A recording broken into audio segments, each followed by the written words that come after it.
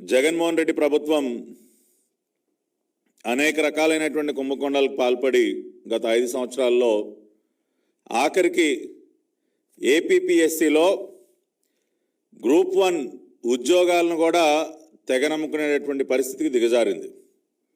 అంటే అన్నీ అయిపోయాయి, అన్ని రకాల స్కామ్లు అయిపోయాయి, ఇక జాబ్ స్కామ్ ఒకటే మిగిలింది.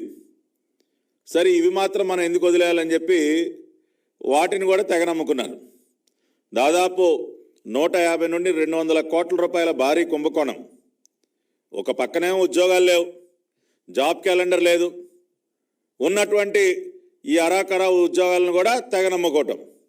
దీనికి సంబంధించి హైకోర్టు చాలా స్పష్టమైనటువంటి తీర్పు ఇచ్చింది. వీళ్ళు చట్టవిరుద్ధంగా కావాలని ఉద్యోగాల్ని బేరం పెట్టి అభ్యర్థులు ఒకసారి కాదు, 2 సార్లు కాదు, 3 సార్లు మూల్యాంకనం చేశారు. ఆన్సర్ షీట్స్ని 3 సార్లు వాల్యుయేషన్ చేశారు అని హైకోర్టు అన్ని ఆధారాలు పరిశీలించిన తర్వాత హైకోర్టు చాలా స్పష్టమైనటువంటి తీర్పు ఇచ్చింది. ఏమని చెప్పింది హైకోర్టు తీర్పులో?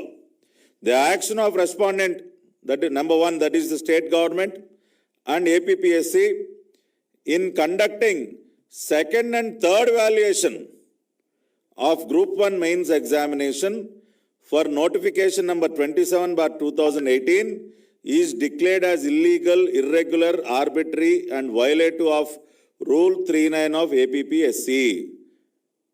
చాలా స్పష్టంగా the action of APPSC in conducting second and third valuation 3 సార్లు మూల్యాంకనం జరిగింది అని చెప్పి హైకోర్టు అన్ని ఆధారాలు స్పష్టమైనటువంటి తీర్పుని ఇచ్చిన తర్వాత ఆ పరీక్షలన్నింటినీ కూడా రద్దు చేసి మళ్ళీ 6 నెలల్లోగా మళ్ళీ కూడా ఈ ఎగ్జామ్స్ కండక్ట్ చేయాలని స్పష్టమైనటువంటి తీర్పుని ఇవ్వటం జరిగింది.